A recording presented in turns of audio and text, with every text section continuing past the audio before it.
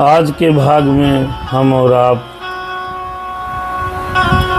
उन 50वें अध्याय के बाद की कथा पूर्ण हुई थी। 51वां अध्याय भी आज से प्रारंभ होगा और 51वें अध्याय में हम और आप समझेंगे कि रति के अनुरोध पर शंकर का कामदेव को जीवित करना, देवताओं द्वारा शिव की स्तुति करना, ये इस व्याख्यान में हम और आप अनुभव करेंगे। ब्रह्मा जी बोले, शादी हो चुकी है शंकर भगवान की, आगे के प्रसंग में हम और आप देखेंगे। ब्रह्मा जी बोले, उस अवसर पर अनुकूल समय जानकर प्रसन्नता पूर्वक रति दीन वत्सल शंकर से कहने लगी।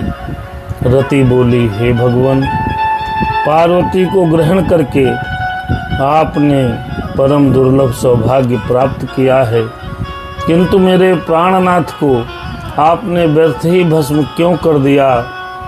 हे प्रभु, अपने मन में विचार करके मेरे पति को जीवित कर दीजिए और समान रूप से वियोग के हेतुभूत संताप को दूर कीजिए। हे महेश्वर, रति कह रही है भोलेनाथ बाबा से कि हे महेश्वर, इस विवाह उत्सव में सभी लोग सुखी हैं, केवल मैं ही हूँ जो बिना पति के दुखी हूँ। केवल मैं ही हूँ जो बिना पति के दुखी हूँ। ऐसे वचन रति ने महादेव से कहे। महादेव बाबा, हे देवादिदेव, हे महादेव, मुझे सनाथ कीजिए। हे प्रभु, हे शंकर, अब आप प्रसन्न हो जाइए। हे दीन बंधु, हे महाप्रभु, अपने वचन को आप सत्य करिए।